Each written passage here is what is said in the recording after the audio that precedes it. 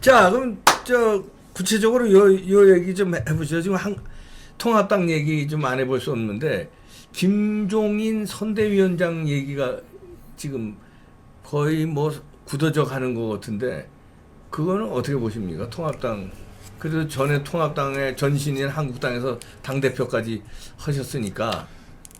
솔직히 말하자면 저는 말할 자격이 없는 사람입니다.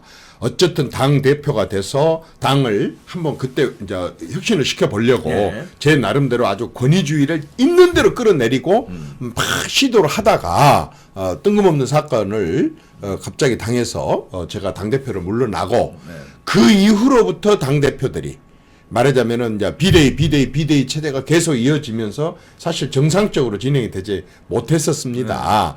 그랬기 때문에 저는 사실상 거기에다 대고 뭐라고 말할 자격은 없습니다. 그러나 어쨌든 지금 우리 말하자면은 보수의 제1 정당은 아직은 솔직히 임시 체제입니다. 계속해서 잠정 체제고 임시 체계입니다. 그래서 지금은 최고의 선이 아까처럼 재앙을 종식시키고 이 정권, 무능한 정권, 어쨌든 무능한 정권이 절대로 연장되지 않게 하는 것이 최고의 선이라고 보고 그 최고의 선 중에서도 제일 우선 급한 것은 어쨌든 이번 총선에 좀 단합을 해가지고 화합을 하고 해가지고 어쨌든 의석을 많이 확보를 해서 다수당을 확보하는 것. 그것이 그 다음 대통령 선거와 지방선거를 치르는데 굉장히 큰 기반과 그 기반을 구축하게 될 거라고 보여집니다. 그렇다고 한다면 그 과정에 이를테면 아까 김종인 이런 어르신 같은 경우는 저는 저는 솔직히 말해서 큰 도움이 될 수 있다고 봅니다. 왜냐하면 일단 이분은 사심이 없어요. 우리 정치권의 모든 정당, 특히 보수 정당의 가장 나쁜 점, 약점은 뭐냐면 너도 나도 조그만 인기가 올라가면 전부 대권 주자가 되겠다고 자기가 메시아라고 나서는 거. 이게 아주 가장 저는 최악이고 나쁜 거라고 생각합니다. 그저 조그만 지지율이 나오면 특히 대구, 경북, 부산, 경남, 울산 그냥 땅 짚고 헤엄치는 데서 저절로 돼가지고 3선, 4선, 5선만 됐다 그러면 전부 대권을 꿈꾸려고 하는 이런 생각을 갖는 몇몇 사람들 때문에 보수에 정말 제대로 된 발전이 이루어지질 않아요. 그 사람들이 정말 상대를 제대로 본다거나 국정 운영에 대해서 제대로 미래를 보고 나간다면 모르겠는데 전부 이 사람들이 내부 공격을 해요. 2% 3%짜리들이 2%짜리 3% 4% 5%짜리들을 내부 공격만 하고 절대 눈을 밖으로 돌리지 않아요. 아군 진짜다 수류탄 까고 거기다 뭐 폭탄 투하하고 이런 것에만 몰두를 하는 것은 그런 사례들이 너무 많아가지고 완전히 그 사람들이 사실상 보수를 망치는데 상당히 많은 역할도 저는 했다고 봅니다. 그런데 약간 이 김종인 박사 같은 경우는 제가 이렇게 쭉 지켜봤었습니다. 솔직히 상대방 당에 가 있을 때도 봤고 지켜봤고 그 전에도 봤지만 이분이 무엇을 하겠다라고 하는 것은 없습니다. 저는 자기 자신이 뭘 하겠다. 일단 욕심이 없다는 거죠. 근데 이제 워낙 많은 경험을 하고 쌓았고 또 자기 나름대로는 중심을 잡고 살다가 보니까 세상이 보이는 거죠. 그런데 자기가 봤을 때 예를 들어서 우리 새누리당이 그 당시 박근혜 대통령 당시에 꼭 좀 집권을 해야 되겠다라고 판단을 했을 때에 참여를 해서 자기 지혜와 이런 걸 나눠주고 그때 이제 아주 경제민주화라고 하는 아주 좋은 코드를 잡아서 사실상 집권을 하는데 저는 방향을 잘 설정해줬다고 봅니다. 제가 그 과정을 큰 도움이 됐죠. 다 봤거든요. 그런데 이제 그분 입장에서 봤을 때 좀 새누리당이 이 방향으로 이렇게 가면 안 되는 게 보였을 겁니다. 그래서 또 야당에다가 또 힘을 실어줬습니다. 그리고 이번에 보니까 문재인 정권 도저히 안 되겠다. 정말 안 되겠다. 내가 경제 전문가로서 또 여러 가지 국정을 오랫동안 해본 사람으로서 봤을 때 저거 안 되겠다. 그냥 내가 참 이 나이에 물러나 있을 수도 있지만 아니야. 정말 이건 국가와 국민을 위해서 저 문재인 정권이 또 일당이 된다거나 다수당이 되는 건 볼 수가 없어.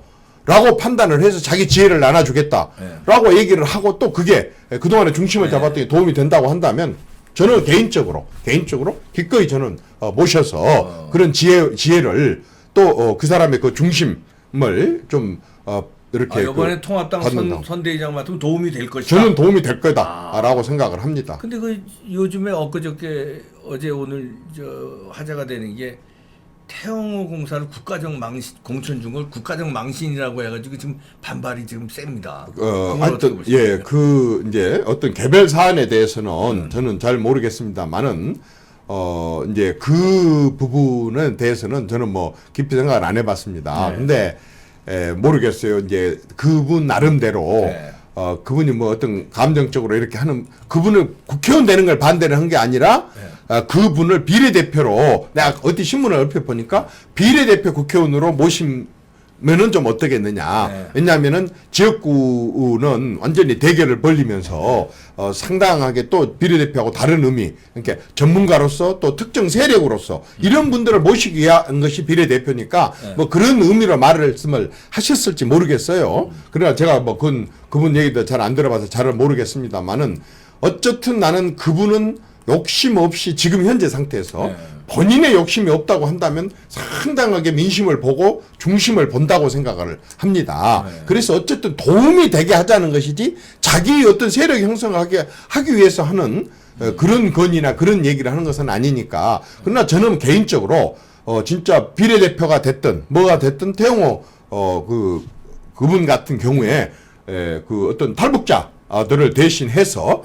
우리 당에서는 죄송합니다. 우리 당 말하자면은 이 미래통합당 보수 정당에서는 적어도 대한민국 같이 분단된 국가 더더구나 이렇게 탈북자들의 인권이 제대로 아주 이번에 이 정권 들어와서 지켜봐서 알지만 목숨을 걸고 자유를 찾아서 넘어온 사람들한테 정말 이렇게 하면 안 되잖아요. 굶어 죽게 만들고. 그렇게 해서 정말 그런 상징적인 분이 국회 와서 목소리를 내고 또 국제사회 목소리를 내고 이렇게 엄연한 현실이니까요. 그러니까요. 그건 나는 필요하다고 생각을 합니다. 저는 뭐 비례대표가 됐든 뭐가 됐든 반드시 그쪽에 배려를 하는 것에 대해서는 전적으로 찬성입니다. 네.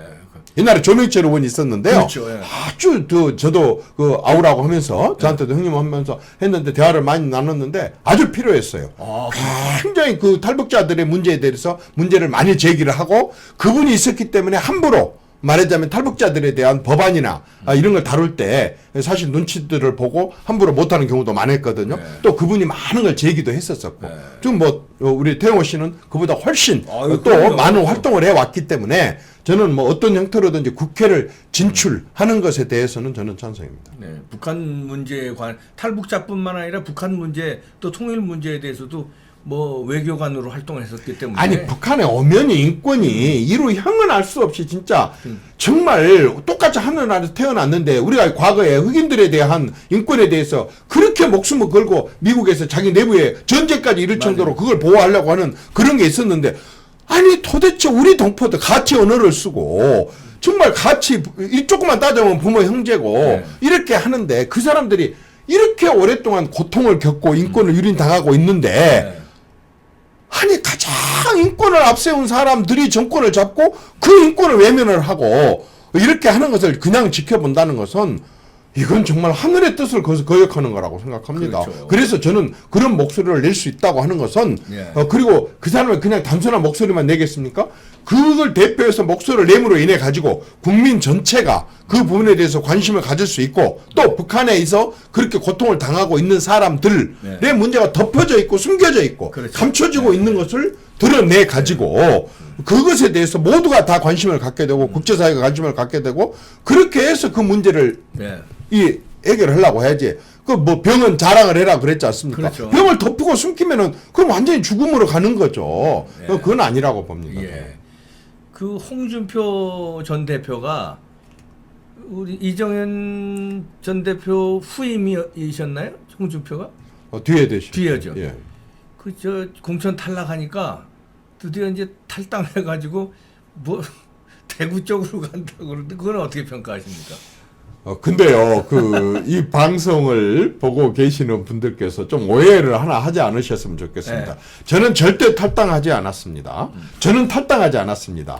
저는 당에서 나가라고 해서 눈물을 머금고 나왔고, 그날 저녁에 가장 정말 많이 제가 폭음을 하고 많이 울었고, 또 지난 3년 동안 정말 이 당 쪽을 바라보고 내가 들어갈 수 있는 그런 여건과 환경이 언제 조성되나 저는 그렇게 해 왔었던 사람입니다. 네. 그 당시에 말하자면은 내 후임으로 비대위원장을 맡으신 분이 친박들의 뭐 핵심들은 당을 나가라 그렇게 해서 제가 당에 그 당시에 당 한 지도부 한 사람에게 전화를 걸어서 그렇게 하지 마세요. 도대체 집권을 해가지고 있는다고 한다 그런다면 그 집권 당에 모두가 다 집권해서 만들어놓은 대통령과 함께 그 뜻을 같이 하는 그런 것을 가지고 그걸 갖다가 친박이니까 친박을 정리하고 나가라 얘기하면 그동안에 친박을 안 해가지고 그러면 대통령한테 전부 대들고 대통령은 다 반대를 하고 그렇게 해가지고 당이 이렇게 되는 것입니까? 친박 비박 이런 거 구분하지 마시고 내가 당 대표로서 또 친박의 대표로서 상징적인 인물이 나니 제가 나가겠습니다. 친박을 정리한다고 하는 그 말에 실천을 해야만이 그 다음 단계로 넘어갈 수 있으시다고 한다면 제가 탈당을 대표적으로 하겠습니다. 하고 그 출당의 책임을 다 제가 거머쥐고 제 발로 일단은 말하자면 당에서 출당 형태로 해서 제가 나왔습니다. 그렇기 때문에 저를 어떤 누구의 요즘에 뭐 불복해 갖고 나가는 그런 탈당하고는 저는 분명하게 구분을 해 주셔야 됩니다. 또 어떤 분이 이제 탈당을 해서 나가서 어떻게 한다. 또 그분 정치입니다. 제가 일일이 거기까지 얘기를 제가 뭐라고 한다고 해서 뭐 그 될 일도 아니고 제가 일일이 그런 것에 대해서 평가는 하지는 않겠습니다. 네. 그러나 저는 조직원으로서 그렇게 쉽게 탈당하고 막 누구 나가갖고 당 만들고 또 어디 가서 합쳤다가 또 그 당 깨고 또 나왔고 또 당 만들었다가 그리고 또 필요하면 또 선거 때 되면 또 당에 또 들어오고 저는 막 그런 형태의 유랑 당원 생활은 저는 제 신념과 소신은 그런 거 싫습니다. 그리고 내가 싫다고 한다면 그렇게 하는 사람도 저는 이쁘게 보지 않습니다. 그렇게 이제 애들로서 표현하신 거예요. 근데 그러게요. 그래도 당대표 조금 공천을 못 받으니까 그렇게 하는 것 같아서 좀 평가가 안 좋습니다. 홍준표 전 대표가 그분이 참 뭐라 그럴까 토론 이런 건 참 잘하시는데 그런 투사 기질 같은 것도 이 보수 우파에 필요하긴 한데 너무 그렇게 뭐라 그럴까 가볍다 그럴까요? 이렇게 자꾸 분란을 일으키고 그래서 좀 안타깝습니다. 하여튼 일반 당원은 일반 당원 범위 내에서 고위 당직자는 고위 당직자 범위 내에서 국회의원은 국회의원 범위 내에서 그 다음에 아까처럼 지도자는 지도자 범위 내에서 자신들의 그러한 저신들과 이 모든 것들이 자기뿐만 아니고 자기가 몸담았던 조직 그리고 그 세력에게 외부에서의 평가 또는 그 존립 이런 부분에 큰 영향을 미친다고 하는 그런 것들이 사실 책임이고 우리 보수가 약한 게 바로 그런 책임 부분에 대해서 상당히 좀 책임을 아주 다 하는 게 보수인데 그런 책임 부분을 좀 더 신중들 했으면 좋겠습니다. 네. 그 김영호 공관위원장이 어저께 사퇴를 이제 했어요. 물러났어요. 그러면서 그 문제가 됐던 그 강남병에 뭐 좀 정체성에 보수 우파 정체성에 안 맞는 젊은 예비 후보는 이제 탈락을 시켰고 이렇게 됐는데 김영호 공관위원장 사퇴한 거 그 판문은 어떻게 보십니까? 신중했어야죠. 뭐 저는 신중했어야 된다고 생각합니다. 제가 말하는 신중했어야 된다라고 하는 얘기는 말하자면 그 한 건에 해당되겠습니까? 라고 하는 말씀을 좀 드리고 싶어요. 왜냐하면 우리가 지금 문재인 정권에 대해서 가장 비판한 게 뭡니까? 적폐청산 아닙니까? 그렇죠. 적폐청산이 뭡니까? 자기하고 맞지 않거나 자기 신념과 자기 소신과 자기 멋에 맞지 않으면 찍어가지고 그냥 내 질러버리고 죽이고 감옥 보내고 뭐 이렇게 하는 거 아니겠습니까? 당을 요구하면 절대 우리 스스로는 그걸 안 하도록 노력을 하고 안 하려고 하는 시도와 정성과 그런 마음을 다 쏟아 부어야 된다고 생각합니다. 저는 어떤 누가 됐든 간에 어떤 권력을 쥐었든 간에 적폐를 청산하려고 하는 그런 인상을 줘서도 안 되고 그런 의도를 가지고 해서도 안 된다고 생각을 하고 더더구나 당의 국회의원의 공천이라고 하는 것은 한 사람이 중요한 게 아닙니다. 그 사람이 그 당의 정체성이 되는 것이고 그렇죠. 그 당의 존립, 그 당의 미래, 그 당의 운명이 다 걸린 문제 것입니다. 한 사람 한 사람 의원이 그 헌법 기관이니까요. 얼마나 중요한지 그럼요. 모릅니다. 따라서 성향이나 그동안의 당에 대한 공헌도나 또는 여러 가지 미래를 보거나 이런 부분들이 많이 작용 되는 그런 것이 저는 글쎄요 뭐 하여튼 제가 평가는 안 하겠습니다만은 내가 평가할 자격도 없는 것이고 또 뭐 평가를 할 입장도 아닙니다. 처지도 아니고 그렇지만 어쨌든 하나를 보면 열을 안다고 정말 신중했느냐 네. 그거 하나뿐이겠느냐라고 하는 그런 생각은 좀 듭니다. 예.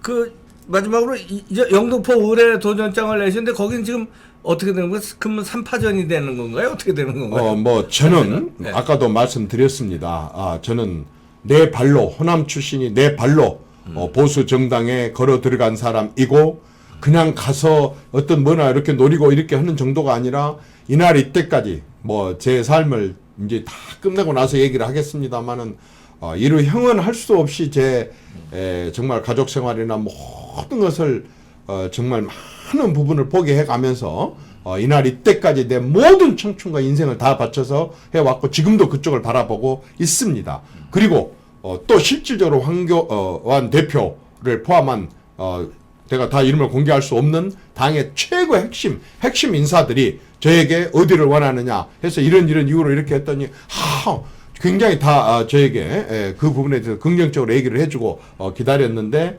결국 저를 배제를 시켰더군요. 그래서 저는 뭐 당초 제가 지금 현재도 무소속 상태고 그때도 무소속 상태였었지만은 그러나 저는 쉽게 포기하지 않겠습니다. 그래서 정리를 해주시면 정리를 당에서 해주시면 기꺼이 당에 들어가서 당 후보로 뛰겠지만 그러나 정리를 해주지 않는다고 한다면 분명히 그 책임은 모든 걸 다 수렴을 했고 또 다 전달을 했다고 말은 합니다만은 정리를 해주지 않은 당 지도부의 그 책임이 있기 때문에 저는 부담 없이 무조건 저는 무소속으로라도 그쪽에도 뛰겠고 잘 알다시피 호남에서 제가 수없이 많은 기적과 신화를 창조했듯이 이번에 영등포 을에서도 저는 분명하게 기적을 또 만들어낼 겁니다. 네, 정리해달라고 이제 통합당에 얘기를 요청을 한 거는 이제 통합당 후보로 거기를 나가시길 원하는 거죠 지금. 아니 물었습니다. 본인들이 이제 들어와야 되지 않겠습니까? 이렇게 얘기를 했었고 또 뭐 그밖에 다른 제안 선대위에 대한 큰 제안도 하셨었고 다 뭐 이런 저런 거 있었습니다만은 그걸 그렇게 전제를 하면서 이제 그렇게 하신다면 어디로 하시겠습니까? 그래서 내가 이런 신념과 소신으로 전임 당 대표는 종로에서 말하자면은 그 상징적인 정치 1번지에서 현 당 대표는 전임 당 대표는 이정현이는 영등포 을에서 말하자면 실질적인 정치 1번지에서 투톱으로 한번 서울을 흔들어 보자. 이제 달라진 정치를 한번 우리가 하겠다고 하는 모습을 보이고 또 그것도 내걸자라고 얘기를 했고 너무 좋다고 했고 여러 분야 이렇게 부분에 대해서 긍정을 해줬지만은 한참 기다려 봤더니 엉뚱하게 공천이 돼서 뭐 내가 아닌갑다. 거기 통합당에서 누굴 공천했죠? 뭐 있습니다. MBC 아나운서 출신이신데요. 뭐 그분도 아주 훌륭하고 순수하시고 또 그분도 MBC에서 사실상 뭐 좀 안 좋은 참 가슴 아프게 또 이렇게 물러나신 분입니다.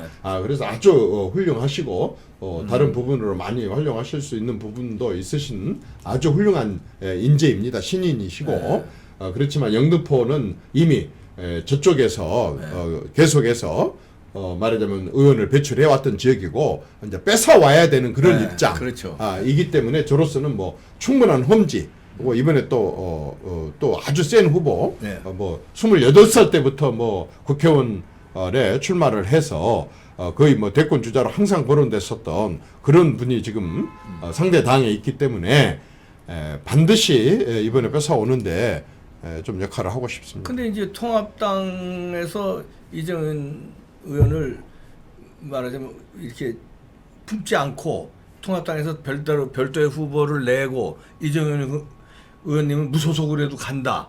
그러면 보수 우파가 이제 막 표가 나눠져서 저 민주당한테 유리할 거 아닙니까? 당연히 객관적으로는 유리하겠죠. 객관적으로는 유리하겠지만 사실상 지금 제가 지역에서 아침에 한 4시 정도에서 자전거를 타고 나가서 네. 하루 종일 지금 구석구석을 돌고 이렇게 하고 있습니다.